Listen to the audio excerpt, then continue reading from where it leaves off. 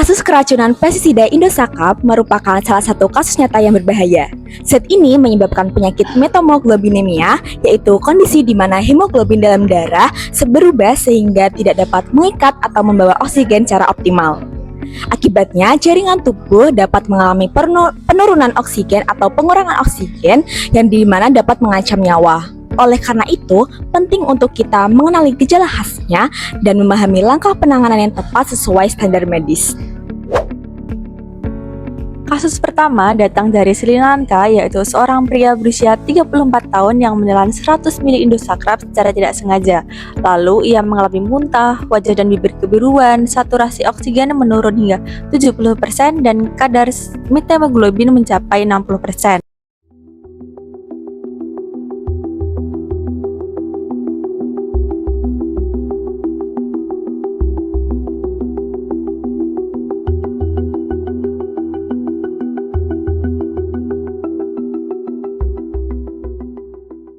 Kasus kedua terjadi dari India, yaitu seorang wanita berusia 28 tahun yang menelan 50 ml Indosakap secara sengaja dalam percobaan bunuh diri.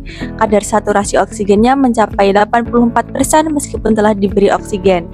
Kondisi ini disebut dengan saturation gap, yang mana menjadi tanda khas sebagai methemoglobinemia.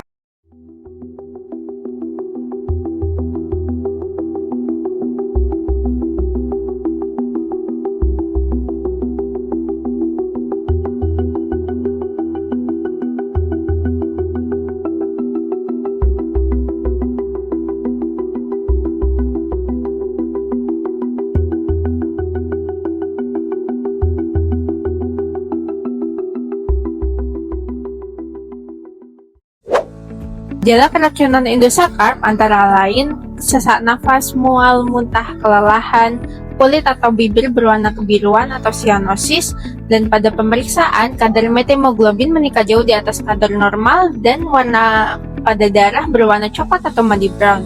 Nah, tanda-tanda inilah yang harus kita ketahui agar penanganan dapat dilakukan dengan segera. Penanganan dilakukan menggunakan prinsip ABCDE. A. Airway, pastikan jalan napas terbuka. B. Breathing, berikan oksigen tambahan. C. Circulation, pantau nadi dan tekanan darah. D. Disability, evaluasi kesadaran pasien. Dan E. Exposure, cari tahu zat racun yang tertelan. Setelah stabil, dilakukan eliminasi racun, yaitu misalnya bilas lambung atau arang aktif pasien bila datang cepat. Penanganan selanjutnya dapat dilakukan dengan antidotum. Pada kasus pertama yang berada di Sri Lanka berhasil ditangani dengan methylene blue yang menurunkan kadar methemoglobin dari kadar 60% ke kadar normal. Pada kasus yang kedua yang berada di India berhasil ditangani dengan vitamin C intravena pada dosis tinggi yang menurunkan kadar methemoglobin dari kadar 12% ke kadar 1,2%. Penanganan selanjutnya dapat dilakukan dengan terapi suportif. Terapi suportif ini mencangkup pemberian cairan intravena, pemantauan ketat, serta rawat inap di rumah sakit. Hasilnya, kedua pasien tersebut pulih dan dapat dipulangkan dalam kondisi stabil. Keracunan pestisida dapat dicegah dengan langkah yang sederhana, yaitu selalu menyimpan pestisida di wadah aslinya dan jauhkan dari jangkauan anak-anak agar tidak tertukar dengan minuman lain.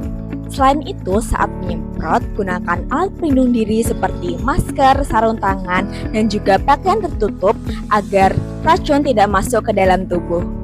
Menyimpan pestisida sembarangan di botol minuman karena akan menyebabkan salah konsumsi. Dan jika terjadi gejala-gejala yang telah disebutkan, segera cari pertolongan medis. Dengan pertolongan medis yang cepat, maka akan mencegah kondisi yang berbahaya dan menyelamatkan nyawa. Dari kasus nyata ini membuktikan bahwa pengenalan gejala dan penanganan yang cepat dapat melindungi nyawa. Oleh karena itu, mari kita lebih waspada terhadap pestisida, lindungi diri dan keluarga dari keracunan.